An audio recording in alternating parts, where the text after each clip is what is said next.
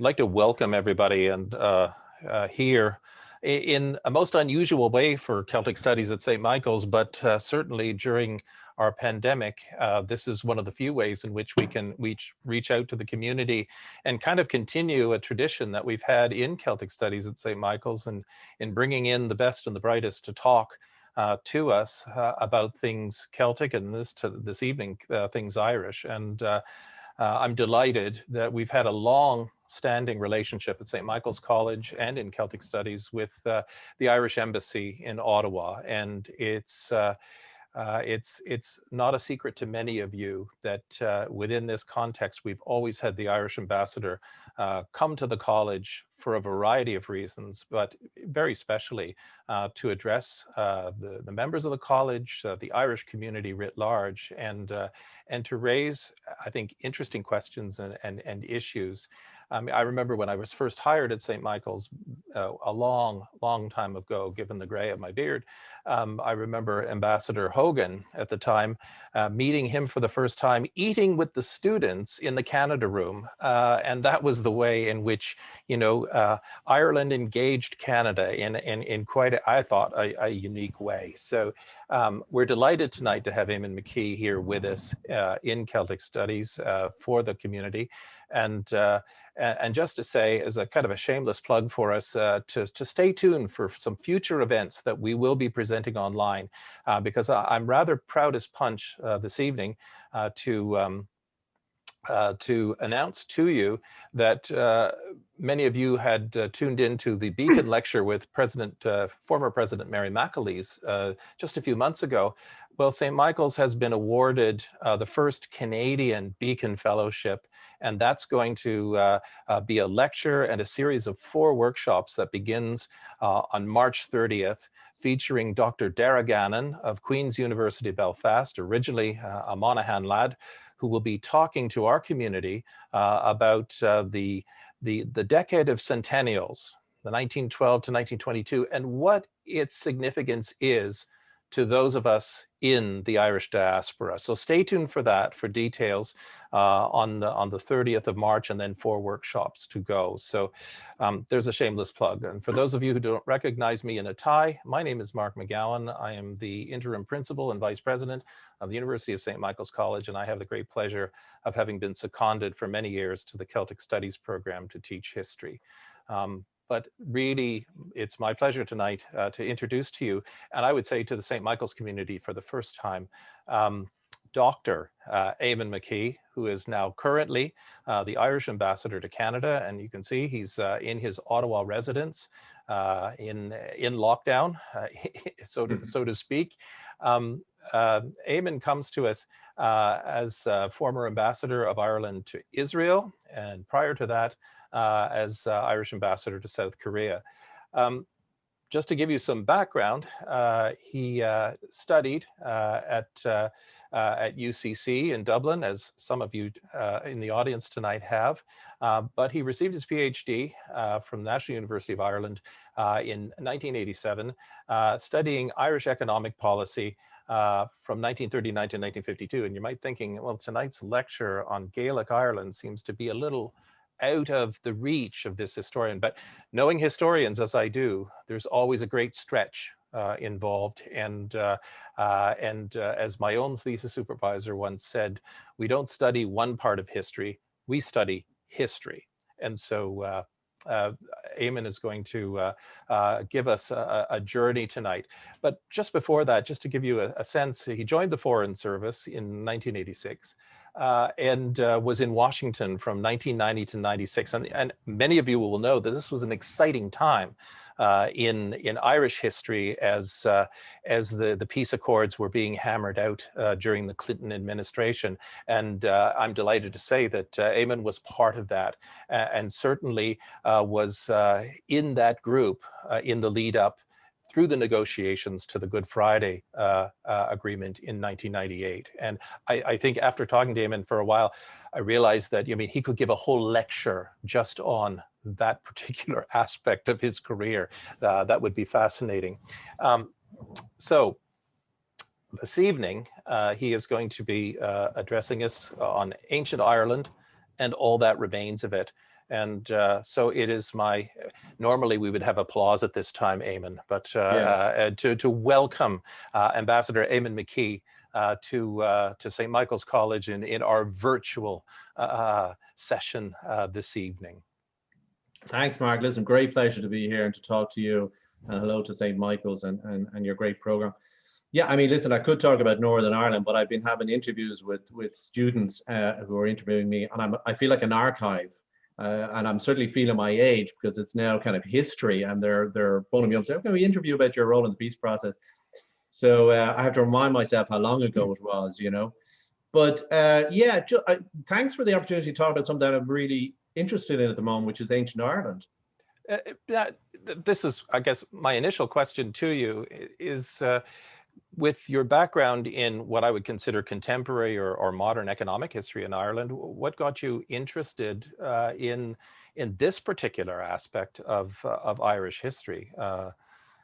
Yeah, for some reason, I don't know why, I got very interested in the Norman invasion, and particularly Dermot McMurrough's role.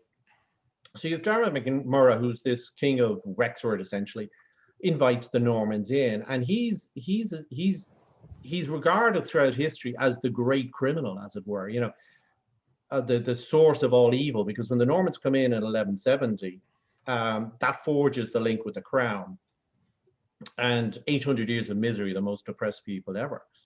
But what fascinated me then was, well, what kind of society did the Normans actually encounter? What was Gaelic society actually like? Because it's very different from ours. They weren't interested in cities. There was a lot of warrior kings. They're speaking Irish, and they're relatively easily overwhelmed by the Normans. So you kind of wonder, what was the milieu that these Normans, who are the inheritors of the Roman culture in many ways, what was Gaelic society like? And that kind of led me on a search then to find out, like, what did Ireland physically look like? What did the Irish look like? What did they eat?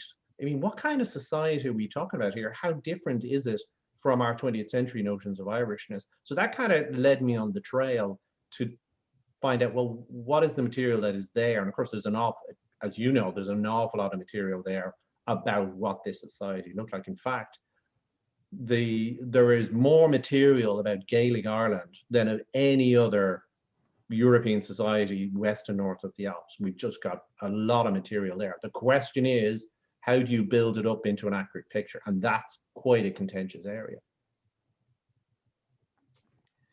So looking at Gaelic Ireland, could you give us kind of a sense of what it looks like then? Is it... Yeah, well, I should probably say first the reason why it's a contentious area.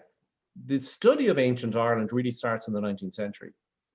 And you've got these great academics like Eugene O'Curry and John O'Donovan, who are examining the manuscripts and describing what this society looked like. But they're part of a much wider European movement, or the Romantic movement. And so you've got scholars, linguists, folklorists, people investigating the mythology of Europe in Britain, France, and Germany. So they're part of the Romantic movement, which is a reaction to the Age of Reason. And they're interested in what are the origins of their own nations. And they're all interconnected. John O'Donovan, for example, is invited onto the Prussian Academic Council by Jacob Grimm, because the Grimm brothers were investigating German folklore. You know, so this whole 19th century almost obsession with national origins. What were the nature of these ancient societies? So in Ireland, of course, they investigate Gaelic Ireland, and makes a major contribution to Irish nationalism. But they investigate Norse, which develops German nationalism, and Anglo-Saxon, and so on. So these antiquarian investigators, archaeologists, linguists, folklorists, they're all part of a European movement, and so are the Irish. But when we piece it all together, the Irish society you have it's a very hierarchical society. You've got the kings at the top. You have nobles, and to be a noble, you had to own land. Land ownership wasn't very common amongst the population, but you could not be a noble unless you owned land. Beneath them, you had freemen, and you would have property, not land, but property, basically cattle. These were the Bo Ara, the kind of what they call the cow chiefs. And then below them, you had a tenant class, fudirs, ser fudir, which is a free tenant, and dera fudir, which is a slave tenant, a bonded tenant. Then, of course, you had craftsmen and smiths and carpenters and farmers and beekeepers and everything else. What's really fascinating about Gaelic society is that it's been there for an awful long time. They have this vast corpus of literature and laws and genealogy and history. And it's never written down until the monks arrive. So for centuries, they have memorized all of this. I mean, it's quite fascinating when you think about this. All of the laws and literature are memorized in specialized schools. You know, Nefili, the poets, the Brehans are the lawyers, you have court historians and storytellers and genealogists. They literally are memorizing all of their culture in kind of mind palaces. I mean, to be a Brehan lawyer, you had to go off and memorize the law for 7 years. You know, it's only when the monks arrived in the 5th century you write this down. And again, so you have this sense of a society that is living very lightly in the land. I mean, if you were to look at Ireland, if you looked at Ireland back in the time of ancient Gaelic Ireland, it's quite physically different. There's vast primordial forests, which are virtually impenetrable. You then have a lot of bog because Ireland is actually much wetter. The water tables are much higher. And then you've got open pastures. Because of the archaeology, it is well connected with roads connecting, the north, south, east, and west. But there's not much stone building going on, which is why very little survives architecturally. And of course, it's a pastoral society. Cattle are at the heart of what they do. So if you're a Norman coming along to Ireland, it looks uninhabited. It looks like there's no society there or not much, and there doesn't look like there's much civilization there compared to the Norman society of cities and manuscripts and so on and so forth. And of course, it's a warrior society, you know. So you've got, on the one hand, you've got this very tumultuous warrior society where kings are competing with each other. And then you've got this very socially conservative society because it hasn't changed all that much, you know. But clearly a very resilient society too. One of the things that I'm curious about, and because I'm not a speaker myself, I'm 6 generations Irish Canadian, and but my daughters, through Celtic Studies, actually are more Irish speakers than their father is. Where did the Irish language come from? Yeah, I mean, this is, again, Irish is really unusual because we're not quite sure where it comes from. It's clearly a Celtic language. When it comes into Ireland, we don't know. We've got evidence. The only firm evidence of Irish coming into Ireland is in essentially the 1st century AD. Now, there's speculation it could have come in 4000 BC, it could have come in 1000 BC, but the firm evidence is 100 AD.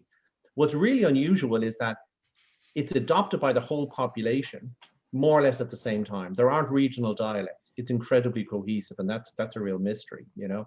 But I think it might be worthwhile just for a moment to just back up a little bit to look at, you know, what was the occupation of Ireland very briefly, because when you read these history books, you often get, well, the Bronze Age, the Iron Age, you know, when are things happening? But in very brief terms, the first humans arrive in Ireland in 8000 BC. So, and here we have the kind of list here, which I think is good. There's no real evidence of a Paleolithic presence in Ireland. You have a Mesolithic, middle Stone Age. So about 8000 BC, the Ice Age has retreated. There's a small group of people around the Basque region that have survived the Ice Age, and they move north into Britain and Ireland. They're hunter-gatherers. So from about 8000 BC, we have probably about 3000 people living in Ireland as hunter-gatherers. They're more or less certainly not speaking Irish. They're speaking something that didn't survive. And then in 4000 BC, we have the great revolution in all of human society. We have the Neolithic. Farming arrives in Ireland in 4000 BC, and probably came from Britain. Maybe we've got some influences from Brittany and southern Gaul, southern France. The farmers basically colonize Ireland within 200 years. So it's a very rapid adoption of agriculture. And of course, agriculture is a revolution because it gives you food surpluses and allows non-working leaders and druids and fighters, warriors to live off that food surplus. So 2,500 BC, the Bronze Age begins. This again is a revolution because it's metallurgy. You're bringing in bronze, horse also arrives too. The late Bronze Age, at about 1000 BC, we're looking at some kind of a major change. And our great scholars believe that you've got a warrior elite caste that comes in, because obviously with metallurgy and horses, you've got all the ingredients for a warrior culture. Hill forts develop, and the major ritual sites around Ireland, which were pre-existing, are also reused. So this is a complex society of warrior elites, major rituals being involved, hill forts, and you can see how it's qualitatively different from a kind of a farming society. Iron Age the iron is introduced in 600 BC. Now, up until more recent times, there was always this view that the Iron Age is an invasion by warriors with iron swords. They're stronger than bronze swords, and that this was a major change. In fact, bronze and iron go side by side for many hundreds of years. There's not a great break there. What's really significant is Latin, which is the Celtic design motifs from Europe, around Switzerland and Central Europe. They come to Ireland about 200 BC. So I think what we're looking at here is probably a Celtic warrior elite society establishing itself in Ireland. Now, most people are, your program is called the Celtic Studies Program, because most people would regard themselves as Celts. But actually, there's no evidence of a major change in population around this time. What you're looking at is probably a small warrior elite of Celts coming into Ireland and establishing themselves at the top of society, speaking Irish, and the rest of the population adopt that language pretty quickly. And this is in the 2nd century BC. And that's why you have that uniformity of the Irish language at this time. Now, a sudden change in language by society is not unprecedented. I mean, we have the same thing with famine Ireland, when Irish is dropped and English is adopted. So we have a pretty cohesive society by the 2nd century BC. It's Celtic, it's warrior elite, it's based on the Brehan Laws, and it's from this period that we probably date the great mythological stories like the Táin, the Cattle Raid of Cooley, and so on. And this is a society that loves music, it loves storytelling, and critically, one of the major, and this is why I put it down here, Caesar invades Britain in 55, 54 BC, and the Romans never came to Ireland. And I think we have to look at that as a major divergence between Ireland and Britain, because the Romans, and this is quite surprising when you think about it, the Romans are there from 55 BC to about 410. Rome is in Britain for almost 500 years, leaving a major impact. And the most significant impact of the Romans in Britain is that they create a centralized society. They establish cities like London, Chester, Bristol. They put in roads, markets, bureaucracy, the baths, the fortifications, and they centralize society. Because the Romans never come to Ireland, Irish Gaelic society remains effectively decentralized, and they're immune from that influence of the Romans. And so, yeah, sometimes I was thinking the other day, is that why Britain ended up with an empire and we ended up with a diaspora? Was that where we kind of parted ways? Anyway, to fast forward, we have evidence of the Irish language. Rome pulls out of Britain. St. Patrick comes in 432. This is the introduction of Christianity, critically the introduction of writing. So the monks, the Irish monks, then write down all of this corpus of Gaelic, Brehan Laws, and the mythological stories, the genealogies and histories, and so on. Vikings attack Ireland, but what the Vikings bring for the first time ever are cities.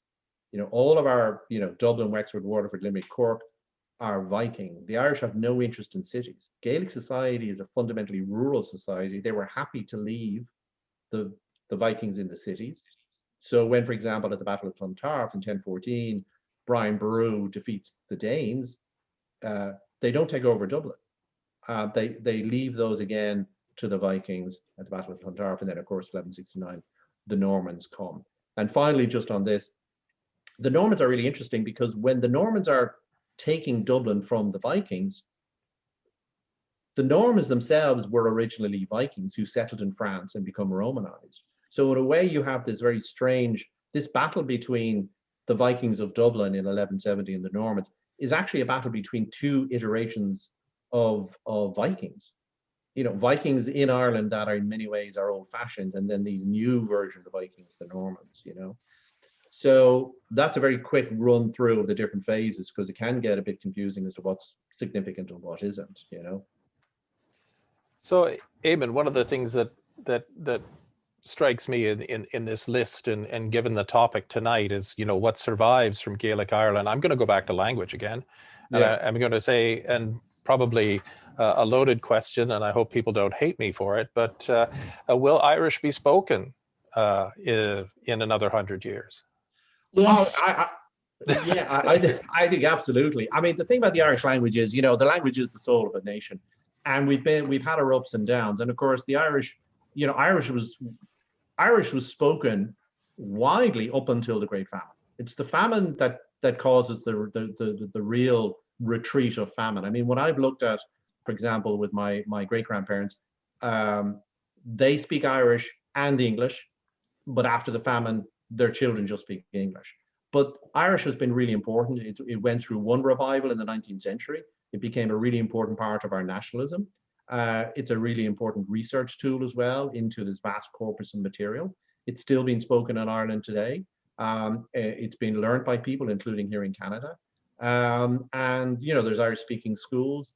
So yeah, I think it's got a good future. It's never going to become, you know, the most common language spoken in Ireland, but it will always be spoken. It will always be researched. And yes, I think will always be alive. And certainly it'll always be alive in Ireland. That's for sure. Absolutely. I appreciate that answer. It was a loaded question because it was very self-serving for our program in Celtic Studies, which thrives on the teaching of the Irish language and our relationship with ICUF. So that's refreshing to hear. But also, I should say as well, and I'm a good friend of mine is a kind of a native Irish speaker. He assures me that when people speak in Irish to each other, they're much more direct. In English, we still have a tendency to. It's still an adopted language in many ways. So there's a fascinating interplay between Irish and English, you know. And of course, we all learn it in school. Not that we remember an awful lot of it, but there we go, you know. Very good.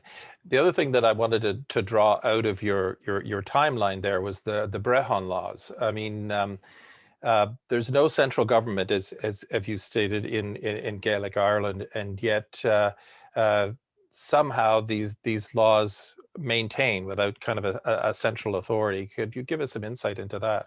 Yeah, I mean, the Brehan Laws are fascinating. They were written down in the Shenahus Mór and other big law books, so we know we know what they are. What's really fascinating about them is that they describe society in minute detail. Because there's no nation state, law in Gaelic Ireland is about damage to an individual and compensation. So Brehan Law is all about tort. It's all about restoring to society the harmony that has been damaged by an injury, an assault, or whatever. And the Brehan Law is very specific about how you compensate a multitude of offenses against the person or the community. And of course, the compensation depends on your rank in society, but they're incredibly detailed. So for example, if you injure somebody, under the Brehan Law, you have to bring that injured person to your own homestead. You have to feed them, and they're specific on the food you must give them. They even specify that if the dog is barking and disturbing their sleep, you must take the dog away. I mean, the Brehan Law is incredibly detailed about what you must do to restore order. And you know, and it's very similar to the law of Indigenous Canadians, for example. You know, in the absence of a nation state, laws are about social harmony, about restoring balance, and the Brehan Laws are incredibly detailed about this. In a nation state, breaking of the law is effectively an offense against the state. So if you murder somebody in a nation state, the state basically arrests you and charges you and so on, and holds you in prison. Where there's no nation state, it's compensation, you know. But it raises this fundamental question: how do you enforce this? Now, in Gaelic society, it's very clear that they venerate Brehan Law, and most of them obey it. And they do it because not to obey it would be incur social shame and eventually social isolation. And so it turns out that it has a high degree of compliance, because in a way, Brehan Law is their society. You know, it's almost sacred. You know, Seamus Heaney once said, the word in Gaelic society had the power of voodoo. You know, and I think if you go back to the origins of Brehan Law, the kind of informed speculation is that it began with Nafili, the poets, who would remember all the old stories, and then if somebody has done something, they'll go back to when that was previously done and how it was solved. So they're using precedent and stories to get a sense of justice, and eventually this becomes so specialized, the Fili split into brehons and poets. You know, but by the time the monks arrive, there's a vast corpus of this law. So it is a society regulating itself. I mean, one of the other ways of what they call distrain, how do you get somebody to do something to obey the law? One of the ways that they did it was fasting. So if you felt you were the injured party, you would go to the gate of the person who did the injury to you, and you would fast. And under Brehan Law, the object of your complaint would have to fast as well. And this is where it's quite interesting, because this becomes adopted as part of the Irish national struggle. You know, we have Terence McSweeney, the mayor of Cork, starves himself to death during the War of Independence, protesting against his arrest and conviction by a military court. And of course, in the hunger strikes in the 1980s, we have Bobby Sands and 9 other men, again, almost deliberately echoing this Brehan Law practice of using fasting as a protest, as a way of getting what you want. So in a way, you could make the argument that, you know, if you're talking about ancient Ireland and all that remains of it, the hunger strike as a political weapon is clearly echoed from the Brehan Laws. And so, yeah, and I think even in Ireland today, there is always that sense of fairness and restoration of justice, you know. But yeah, the Brehan Laws are fascinating. And of course, people like scholars like P.W. Joyce and Eugene O'Curry built up their picture of what ancient Gaelic society was like through a close examination of the Brehan Laws. Thanks for that. Just going back to that timeline again that you offered, without centralized power in Ireland, and I suppose the question really comes from, you know, a presentist stance. I mean, you know, how do you organize a country with, or you know, an island like Ireland without a centralized authority? Yeah, I mean, you see, this is where, you know, we have our own modern notions, which we don't even think about. For us, it's automatic to think about government and taxes and county councils and all of that. In Gaelic society, they're not organized like that. We do know that obviously they're organized around what were probably 5 provinces, with Meath in the middle. But real power is in the provinces. It's in the provincial kings. So the provincial king sits on top of a hierarchy of other kings. You know, the Tua is the tribal territory and people. It's kind of a combined term. Every Tua would have a king, more or less, and those kings would swear loyalty to kings above them in groups of Tuas, and then eventually to the provincial kings.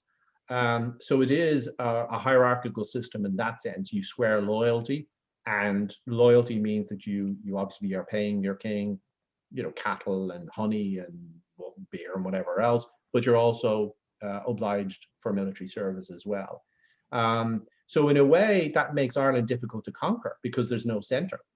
You know, it becomes very resilient. And so when the Normans come in, they can take chunks of Ireland, but Gaelic society is flexible because it doesn't have that center. You know, the Normans, when they come in 1066, they take over London, and they could rapidly get control of the whole country. Again, that's that kind of Norman influence. So yeah, it's a very loose sense of government, but it is all about human relationships. Like, for example, the last High King of Ireland, Rory O'Connor, when he becomes High King, he gives 4,000 head of cattle to the Danes of Dublin.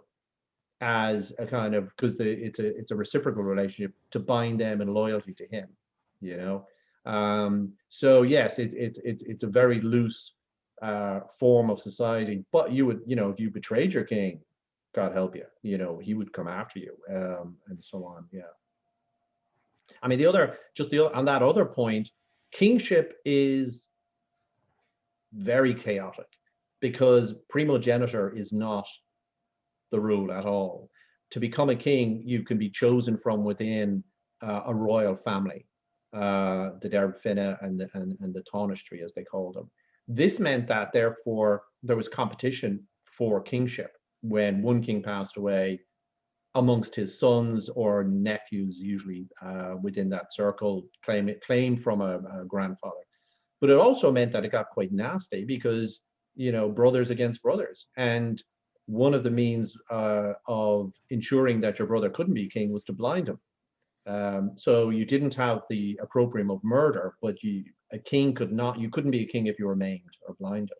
So it's a pretty, succession in Gaelic Ireland is it's a pretty savage business, you know.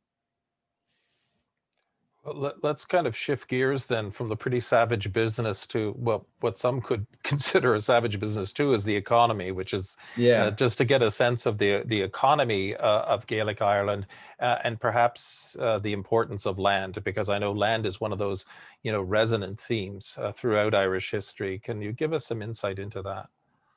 Yeah, I think I had a quote there from Rousseau, which is a fascinating quote because what he says is, you know, the first person who, having enclosed a plot of land, took it into his head to say, "This is mine," and found people simple enough to believe him, was the true founder of civil society. What crimes, wars, murders, miseries, and horrors would the human race have been spared had someone pulled up the stakes or filled in the ditch and cried out to his fellow men, "Do not listen to this impostor.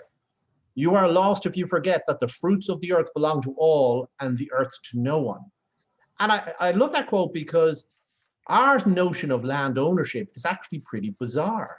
You know, it's basically saying we own this land. Now, we can't put it in our pocket or bank account, but we're saying we actually own a piece of the earth, which is a really odd concept when you actually think about it. And in Gaelic Ireland, and indeed in Indigenous Canada, they had a completely different view of the land. The land was within the Tua, within their area, their tribal land, and it is what sustained them. So their personal ownership, as I said, was pretty limited to the noble class. You could grant some mensal land to support the king, and eventually monasteries get land. But the Irish view of land is that it belongs to the community of the Tua. And when the father dies, it's divided equally between the sons, what became known as Gavelkind, but you cannot alienate land from the tribe. And when the Normans come in, of course, they're coming in with a view of land that is much closer to ours. Now, they win land by what they call sword land, and ultimately they cede that territory to the king, who grants it back to them. But basically, it is about ownership of the land. So from the time of the Normans onwards, up until the Tudor conquest in the 16th century, you have two systems of land ownership. You have the Gaelic society, Brehan way of owning land, and you've got the Norman way of owning land. You know, and again, this is very typical in terms of empires. Empires need to know who owns the land. They need to map it in the first instance, and then they need to declare, we own this. This person owns this. You know, and when you own land, it's essentially a legal right to exclude everybody else. You know, so there's a very different view of land ownership. And when the Elizabethans come in and they want to complete the conquest, they say to the Gaelic chiefs, well, you surrender your land to the king and we'll re-grant it back to you. This was known as surrender and regrant, which is how you make the transition from the Gaelic sense of land to essentially an English sense of land. And of course, the Gaelic chieftain will do this, secure his title to it, but it's fundamentally alien to the Gaelic notion of how you hold land. But that's part of the process of conquest, you know. So again, just looking at this, it's quite interesting. But I think if you were to say, you know, ancient Ireland, all that remains of it, in terms of land, that question of land ownership is absolutely critical throughout Irish history because of imperial exploitation and conquest. you know. And as J.C. Beckett, the great Irish historian, said, the two big themes of Irish history are religion and land. That's what it's all about. And in fact, we only really solved the land question at the beginning of the 19th century with the Wyndham Land Acts, when eventually the Catholics get the land back, you know. So land is one of the great narrative themes that goes from ancient Ireland right through all the conquests up until the modern era. And of course, after Ireland's independent, they set up the Land Commission. Well, the Land Commission was there before independence, but it's really it gathers a lot of pace after that, where land is redistributed to the agriculture, to the rural Irish, as it were, you know. But land is absolutely critical, and that clarity on the definition of how you hold land, I think, is really important. And it applies, like I say, you could see those themes being echoed in Canada as well, you know. That's very interesting. So I'd just like to shift it slightly and ask you about what goes on the land, and that is cattle, because I mean, our students read the Táin in several of their courses. I know Anne Dooley's on the call, and she has taught the Táin. She's written on the Táin, and cattle and wealth are associated with one another in the Táin. You know, over the struggle for the possession of the Great Bull at Cooley. Just maybe a note on the cattle and the role of cattle. I mean, cattle are absolutely central to Gaelic Irish society. Absolutely central. And I remember seeing one of the kind of breed of cattle that they had back there. It was in the Heritage Park in Connemara. Beautiful, much smaller cow, white and red. But cattle were absolutely essential because Ireland is a pastoral country, has great grasslands, but cattle are absolutely front and center of everything that Gaelic society is organized around economically, but also socially. You know, every free man had what was called an honor price. That was, you know, their status in society. The honor price was measured in cattle. So if you insulted or injured somebody, you had to pay them back depending on their honor price. A female slave, I think, was worth 20 cattle. Everything is to do with cattle. And the cattle raid of Cooley is the most celebrated, but throughout all of the regnal wars in Gaelic society, it's all about cattle raiding. It's about and cattle as tribute. You don't forget, cattle provide the dairy. Gaelic society, one of the main staples is dairy products. We know they made cheese, they made a form of honeyed yogurt. Obviously, milk is really important. But then you've got the leather from the cow. You have the horns are used for various drinking instruments and so on. Tallow provides light. Obviously, you've got the beef. But yeah, it's it really is centered on the cattle. And of course, cattle remain the mainstay of the Irish economy for centuries afterwards. I mean, right through to the modern era, you know, and the possession of cattle beyond their economic worth is still really important to Irish farmers. I mean, when you go today to Ireland, I mean, a farmer will more or less be ranked according to how many cattle he has. You know, we still have this idea about cattle being absolutely central to what it is and what we do. You look at Board B and Marketing Irish Beef, it's about our beef is better than anybody else's. We've happy cows. I mean, that's literally part of their advertising. So if you want to say about, you know, ancient Ireland, all the remains of it, absolutely the cows, you know, central, really central. I mean, even in the 1600s after the Restoration, you know, cattle is what gets the economy moving again. So much so that British farmers compelled the British Parliament to pass cattle acts banning the importation of steer cattle or store cattle, rather, I should say, into Britain. You know, but cattle are they're completely central to. You cannot understand ancient Gaelic society without understanding the role of cattle, and they're a mainstay again of the Irish economy for centuries. But interesting as well, land and cattle are the two ways that these different societies measured wealth. For the English, the Normans, the Tudors, wealth is land. That's how you measure your wealth. For the native Irish, wealth is cattle. You know. Very interesting. Just now that we're on the Cooley, we'll slide over to South Armagh, because I know that you've been blogging lately about Irish place names, and Slieve Gullion is one of them. And ironically, I mean, it's still there, and it's in the border areas from partition in 1921. I mean, where does that name come from? Put you on the Yeah, spot. I mean, I think place names are fascinating because, again, if you look at ancient Ireland, all the remains of it, place names are all part of ancient Gaelic Ireland. I mean, they're usually physical descriptions. They sometimes have names.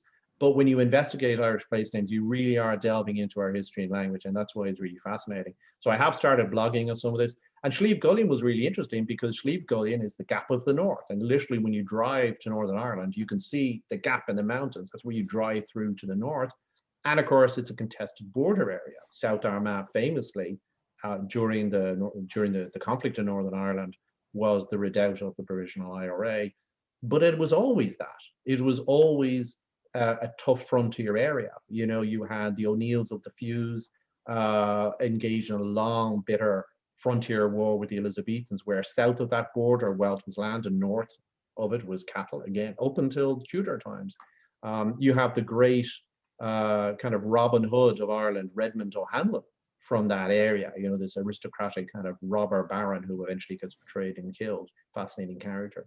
So when I began to look into just take Slieve Gullion, it turns out we're not quite sure what it means, even though it's absolutely central to the Táin. This is where the Táin happens. We don't know what it means. I mean, it could mean Cullen's Hill. Slieve is easy. Slieve is a hillside, a mountainside.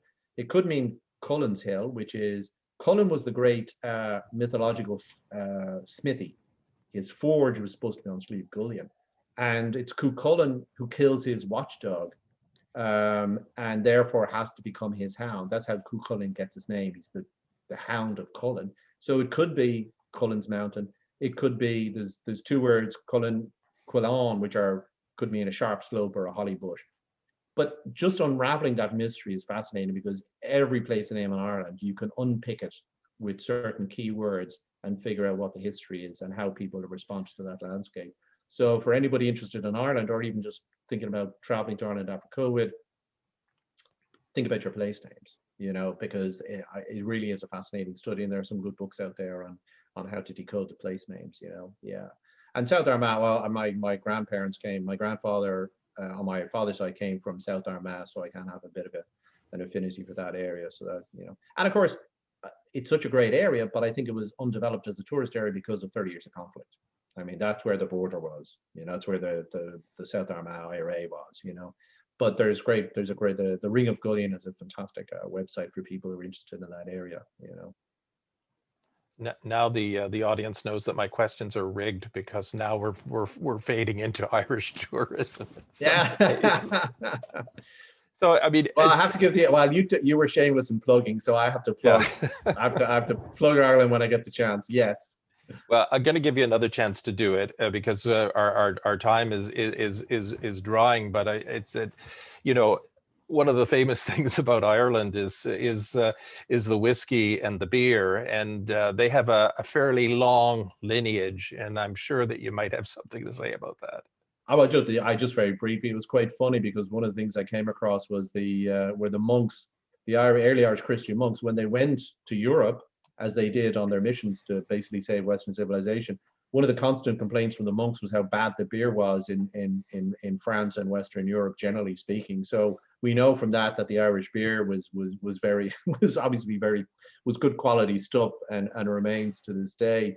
I mean, it was regarded as so good that actually the British banned the importation of hops into Ireland to suppress the production of beer, and that ban was only lifted by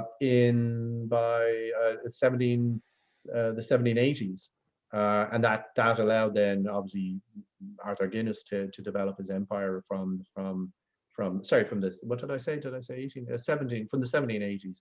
And then, of course, Arthur Guinness comes along. But they had a ban on the importation of hops. So yeah, Irish beer, again, one of the things from ancient Ireland. Whiskey is much more recent. I mean, I came across one theory that the monks brought back the distillation of perfume to Ireland, which allowed them to develop distillation of alcohol.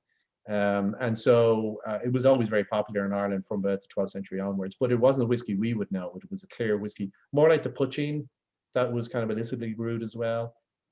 So yeah, whiskey was a huge industry in Ireland, and then it faded.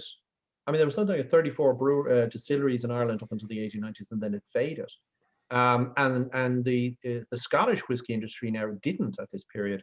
And I remember talking to my grandfather, and he said, "Oh, he says the reason for that was that the Irish distillers got greedy during the First World War and released whiskey before it was matured, and the Scottish didn't. And so Scotch then became the emblem of really, really good whiskey, you know. And I don't know if that story is true or not, but it came from my grandfather. So who am I to say no? But it's really interesting that whiskey distilling in Ireland, having gone down to essentially one company in the 1970s, Irish Distillers, is now blossoming. I mean, it's growing at a ferocious rate into $1 billion industry.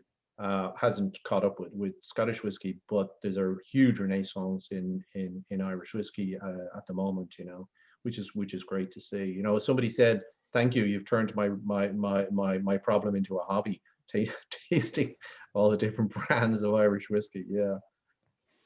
We're particularly grateful because our ICUF Irish language scholar this year, Apache, and in the COVID times when we needed some good social time at St. Michael's, arranged a virtual whiskey tasting with some of his chums at Jameson's, and it was enjoyed by all. I can assure you that, even in a virtual surrounding. Yeah. Before I ask the last question, which is one that it's going to be a tough one to ask, but we have the chat open.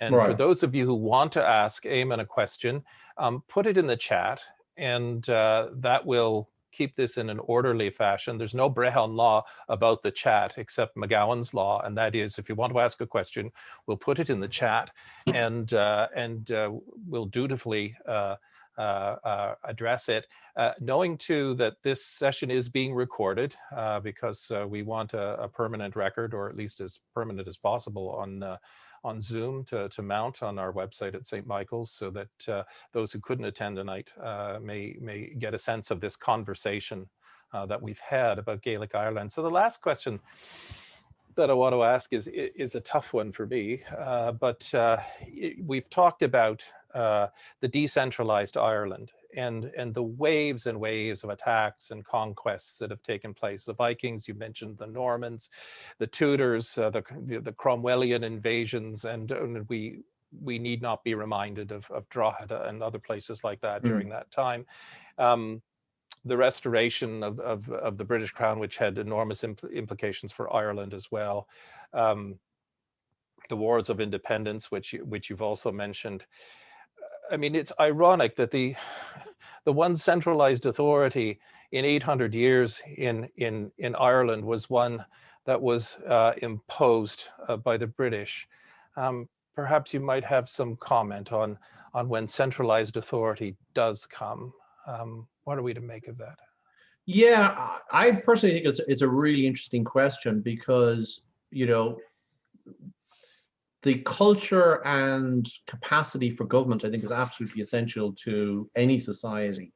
And Irish historians have not, generally speaking, paid much attention to the abolition of the Irish Parliament in 1800. So this is a really, really important, because throughout that tumultuous period, there was always a parliament. Now, it was suspended here and there, but basically from the end of the 13th century, you have a council of essentially Norman lords that becomes the parliament. And by the mid 18th century, by the 1700s, you have a House of Commons, you have a House of Lords.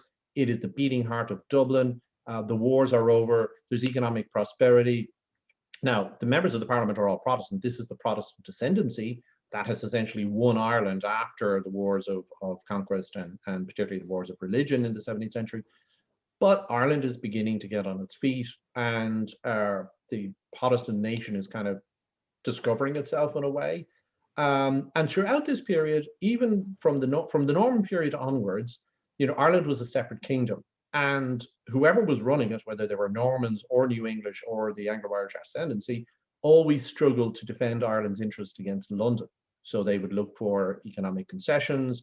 They would look to promote their particular interests. Now, they're ignoring the bulk of the population, but they are a voice for the interests of the economy. And they fight against the Cadillacs that I mentioned earlier. You know, in Grattan's Parliament, they're asserting themselves. And around this parliament in Dublin, you have everything that goes with a parliament. You've advisors and civil servants, you've bankers, you've wealth, you've got ideas about reforming things.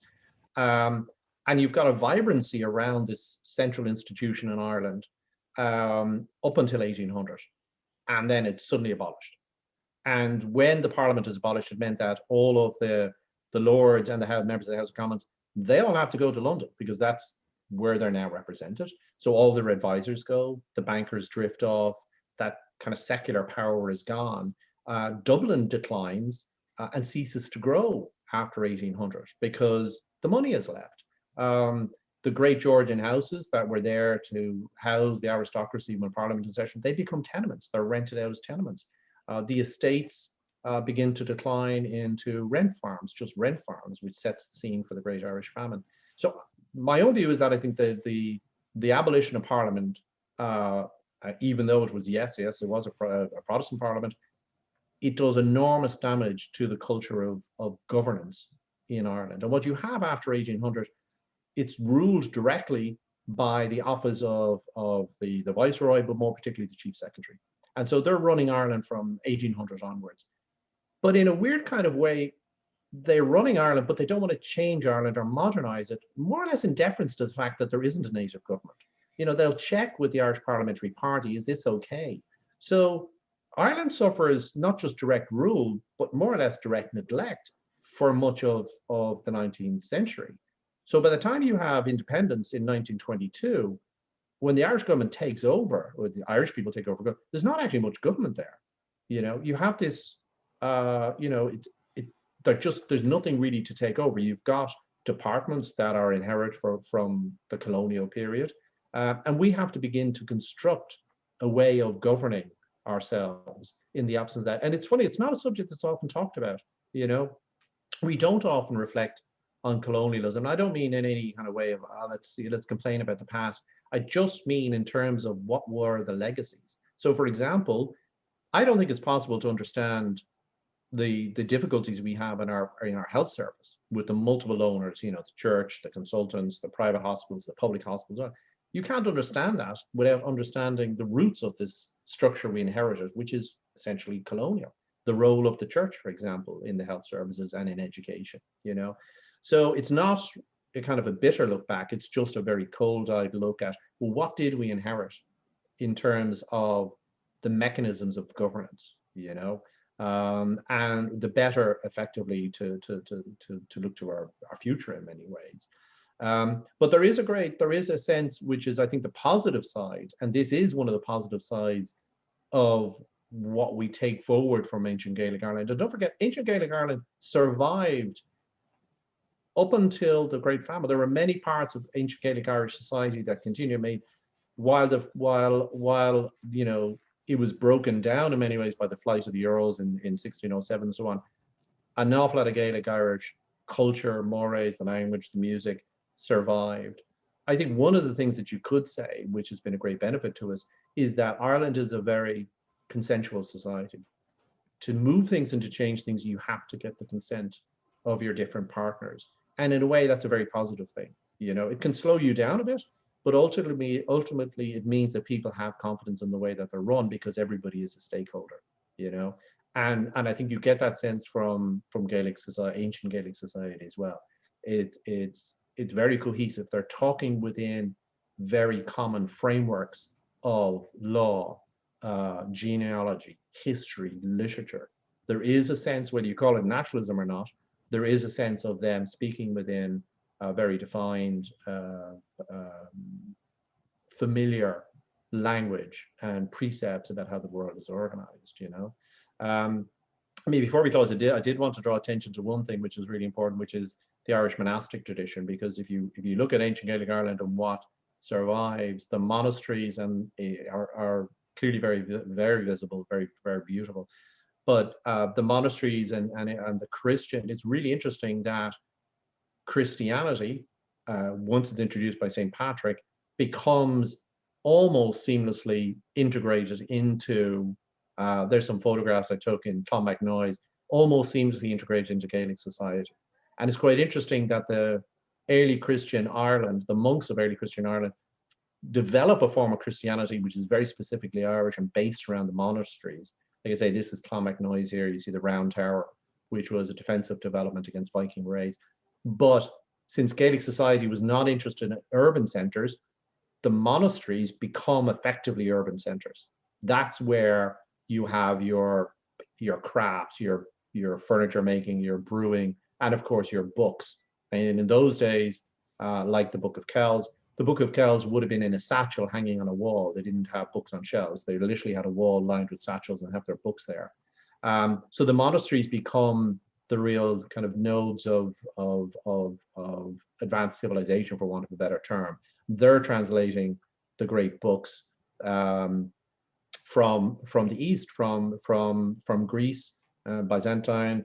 They're translating the great works of Neoplatonism, and they're bringing that back to Europe. So, but it's really interesting to see that the early Christian, like the Christian system, is integrated into Gaelic society. I know there's one question there about the Druids. This is really interesting because the monks are writing down all of this oral tradition. The one thing the monks don't write down is anything to do with the Druids. They literally, because they're obviously the competitors in the spiritual realm, the monks simply just ignore the Druids altogether. So we know very little about Druids in ancient Gaelic Irish society. We only know about them indirectly from Caesar's account of the role of the Druids in Gaul, for example. But the monks decide, well, we're not going to write about the Druids because we're taking over from them. So they kind of fade out of the picture. But it's interesting that Irish monasticism becomes a really key part of Gaelic society and its power struggles once they're established from the 5th century onwards. And of course, the monasteries are the reason why the Vikings raid. The Vikings are after the wealth in the monastery, you know. Fascinating. And you've picked up one of the questions in the chat. And just to sort of another shameless plug for St. Michael's, we actually do have an MA thesis in the Kelly Library written by Teresa O'Neill that she wrote it at UCD on the last Irish Parliament. And it's part of... excellent. Yes, it's part of the Patrick O'Neill collection. He was one of the first nationalist MPs for Stormont in the 1920s. And right. We have his papers, but his daughter actually wrote on that parliament. So whenever you're in Toronto, Eamon, I will personally take you to the Kelly and we'll take a look at that thesis. Because don't forget as well, I think the foundation stone for the Irish Parliament was laid in 1726 or so. But the Irish Parliament at College Green was the first purpose-built bicameral parliament in Europe. I mean, it was an amazing building. And when the British bribed the Irish Parliament to vote itself out of existence, and it would only have happened against the threat of a Napoleonic invasion in the French Revolution, when they did that, they literally tore up all the benches out of the building to make sure it could never be used again, and handed it over to the Bank of Ireland. You know, so yeah, it's certainly. I don't want to get too. Well, let me say, the idea that empire spreads democracy in Ireland wasn't the case, you know. We have a question in the chat from Ryan Hennessy. He's one of our students at St. Mike's. He says, can one consider Rome coming to Ireland indirectly through the introduction of Christianity? Oh, yeah, I think that's a very fair point. I mean, Christianity and the monks are the survival of the Roman Empire. When you have the Carolingian Renaissance under Charlemagne, for example, these are warrior kings, often illiterate, but the bureaucracy of the Carolingian kingdoms is provided by churchmen. Churchmen are the only ones who can read and write. They use Latin, therefore Latin becomes the language of government. And absolutely, the Christian church is in Western Europe. There's in many ways the survival of the Roman Empire. So I think you're absolutely right. I think where it differs is that when St. Patrick comes in, you know, he's a pretty tough character. His Latin isn't great. We know his vocabulary wasn't particularly sophisticated. He travels around Ireland with an entourage of Irish nobles, and that's part of the key to the success of his mission. But when St. Patrick comes in, he envisages a diocesan structure, which is very much what Rome wanted. But that's not what happens. What happens is that the Christian presence in Ireland adapts to Irish society and adapts a monastic structure. Asceticism, the famous ascetic monks, is a very strong tradition in Ireland. That's why St. Brendan headed off in the boat across the Atlantic and may have got to Canada. That's why the monks went to the Skelligs. Asceticism is a great tradition, and the monasteries become the nub. So in a way, you have two systems in Ireland. You have a monastic system, and you've got a very limited diocesan system, where very often the bishops are actually abbots in the local monasteries. So the answer is yes. Clearly, Christianity is a reflection of Rome, but it's adapted to Irish circumstances. And there's a slow revolution where the monasteries eventually fade away. And of course, Henry VIII abolishes them and takes their wealth eventually. But you do end up with a diocesan system headed by bishops in the Roman model, eventually established in Ireland. But yes, I think ultimately the answer is yes, but adapted to local Gaelic society. And of course, the leadership, the abbots, are often inherited roles, and they're often members of the local Gaelic aristocracy. And this becomes one of the indictments of the church in Ireland by Rome, that they're involved in simony and passing on and having concubines and all that kind of stuff. Yeah. There's a question from Pat Marshall here, Eamon. It's, can you say a few words about women under the Brehan Law? Yeah, I mean, I think there's a general view that women were accorded more power. And I think that's true in one sense, that divorce was possible in Gaelic Ireland. And it could be by mutual consent. And so women were not kind of locked into a relationship. And they brought wealth and property with them into the marriage, which gave them a more co-equal status. And in fact, one of the triggers for the Táin is that when Maeve and Aliel are discussing their respective wealth, and Maeve wants to go and get the brown bull of Cooley, it's because whoever brought more wealth in is the dominant partner in their marriage, you know. But again, I think there are limits to how much you can extol the virtues of Gaelic Ireland on behalf of women. I'm sure it was no picnic being a woman in Gaelic Ireland more than it was in other societies at the time. But notionally in the law, yes, they have more status, and we are talking about aristocratic women, you know. And of course, we should also say, of course, that Gaelic society, certainly at the time of the Vikings and up until the time of the Normans, is a slave-owning society, which is something we don't often talk about. Thanks for that. Ronald Gillis has a question, Eamon. It says, when did currency replace cattle as a recognized form of wealth? Yeah, currency was always problematic because, and the revival of the Irish economy in the 17th century after the Wars of Religion was highly problematic, because Irish currency was never regarded as kind of good currency, because it was always debased and so on. So there was a long struggle to get currency kind of accepted in the Irish economy. But certainly you're looking at the modern era after the wars after the tumult of the 1600s. Currency is clearly, you know, how transactions are done. That's not to say that bartering didn't continue, and I suspect that bartering continued in the informal peasant economy up until the famine, you know. But after the famine, of course, the kind of landless peasant is wiped out by disease, by immigration, and the strong farming class come in, and there you are, definitely in the second half of the 19th century, you were in a money economy. Thank you. MK Brennan asks, and we're shifting gears again here, can you speak a little bit about the emergence and growth of Irish music and dance? No, probably not, actually. It wouldn't be my expertise, no. But what I would say is that music was an absolutely critical dimension to courtly life with the Gaelic aristocracy. If you're a king in ancient Gaelic society, you have a pretty extensive court with you. You know, you not only do you have your Brehan, who's often an inherited role. You have your legal advisor. You've your master of your dogs and of your horses. You've got your warrior bodyguard. Very often the bodyguard are gallowglasses, which are mercenary soldiers from Scotland. But you've also got your genealogist. You've got your jester, tumbler, but you also have your musicians.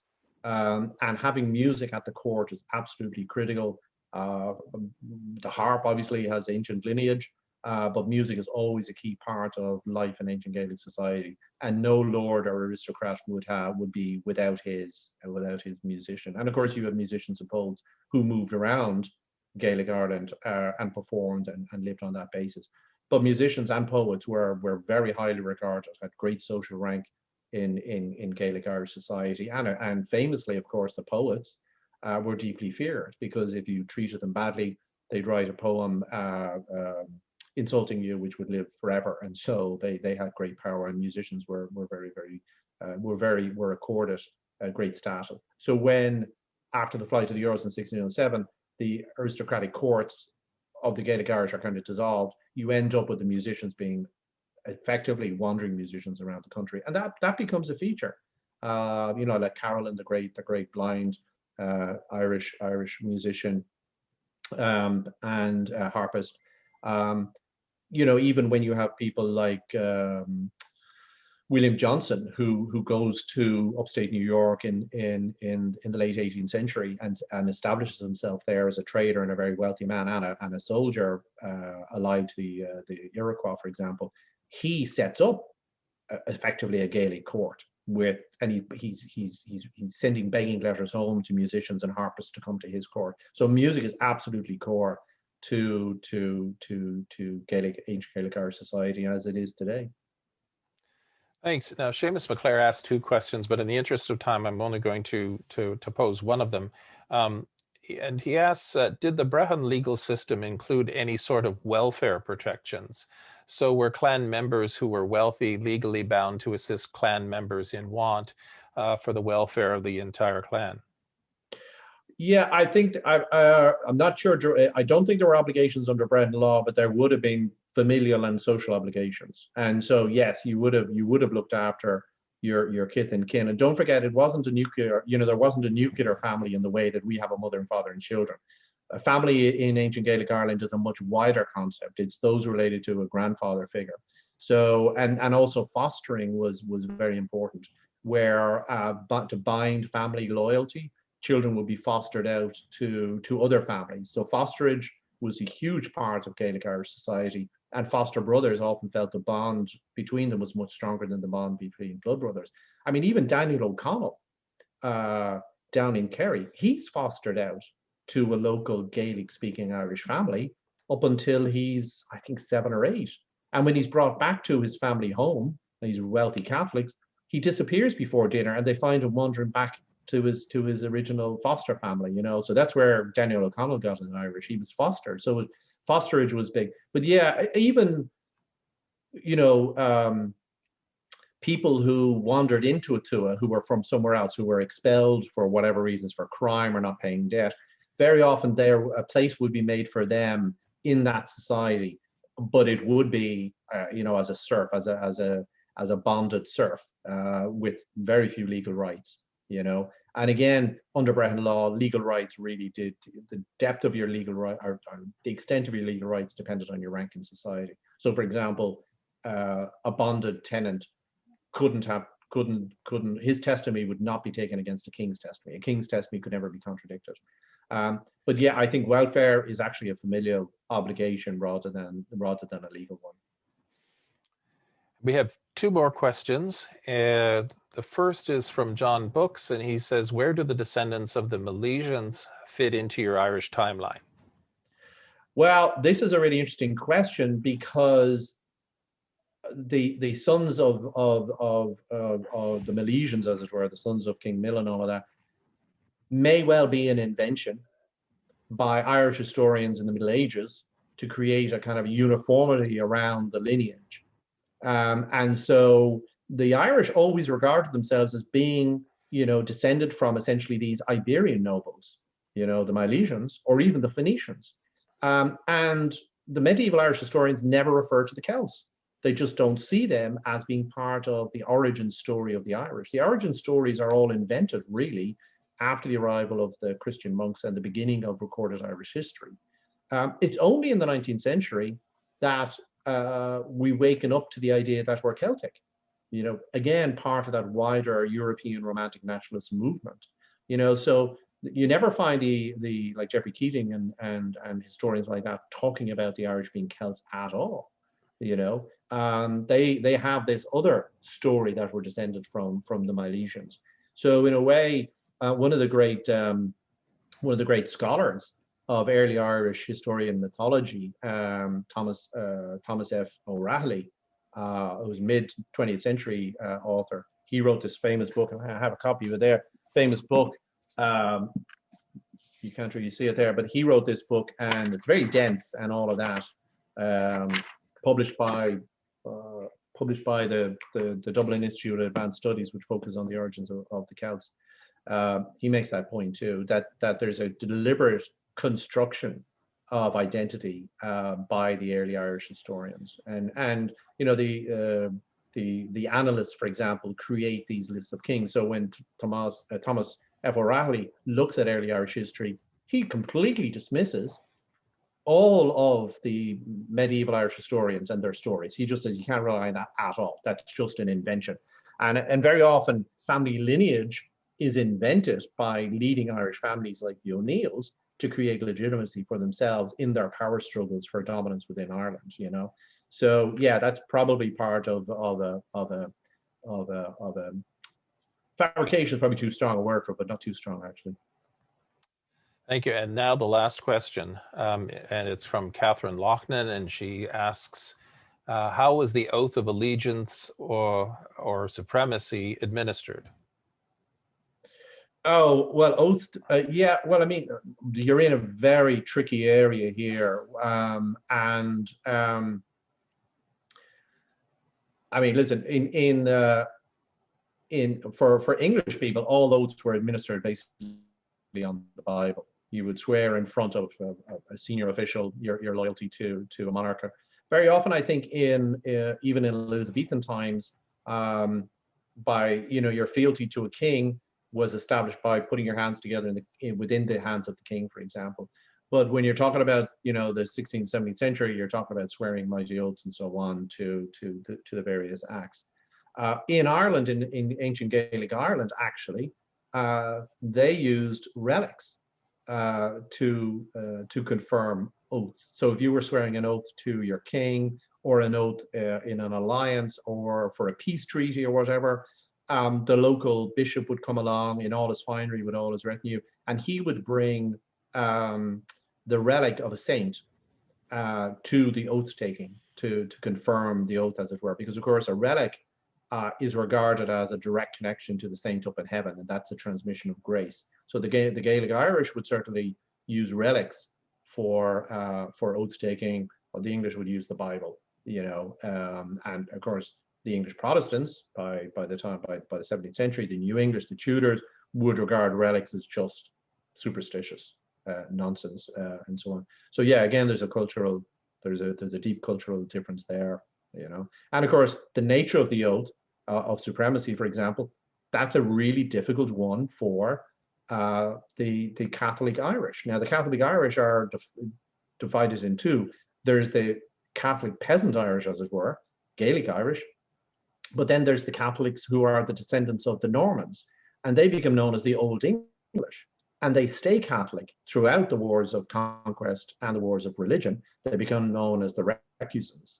And ultimately, they do lose out. I mean, before the wars of religion in the 1700s, they own about 3/5 of Ireland. Afterwards, they only own 1/5. There's a massive transfer of land ownership in the 1600s, thanks to the wars of religion and the conquests of the New English and the Tudors in the Restoration. And that's what the Anglo-Irish ascendancy bases their wealth on thereafter, you know. Well, thank you very much, Eamonn. I mean, normally, had we been in non-pandemic times, we would conclude now, and there would be a scrum of the listeners among you, and then the Celtic Studies folk would usher you out to a nice dinner with friends and convivial conversation, and maybe some of that whiskey. Well, you or owe me beer that then.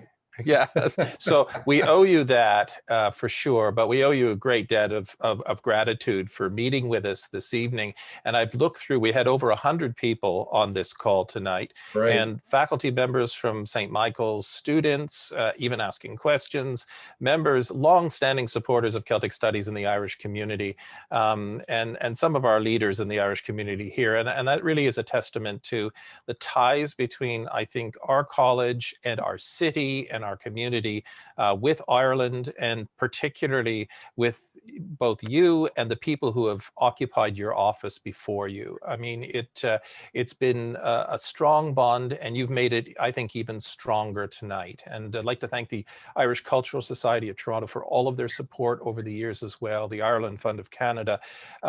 They make these events and Celtic Studies possible, and absolutely delighted tonight that you could join us. And yes, you will have to take us up on that dinner when social distancing has ended, when we are vaccinated, and we can all move forward with those things that we love to do socially, because we are social beings. And but I thank you for being with us even in this rather less than natural surrounding tonight, and thank Yeah. members of the audience.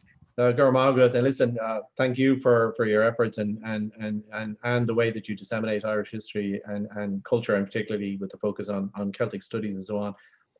It's always just great to see people interested in this, and history is so fascinating because of the connections that you make, and I know all your students will learn a huge amount about, not just Irish history, but about life through the mentorship and the training that you do. It's great to have that program there. Delighted. I'm really looking forward to going down and actually being with you, having that dinner, but also having those discussions and continuing these. And anytime you have a topic or something that we might be able to shed some light on, please. I'm delighted to do it again. And just thanks again. Thank you. I mean, now you have 100 witnesses knowing that you're coming back. So that's, thank you so much. And thanks for everyone. I'd also like to thank my assistant, Adrian Ross, and he's been a stalwart, both on the Beacon lectures and for Celtic Studies here.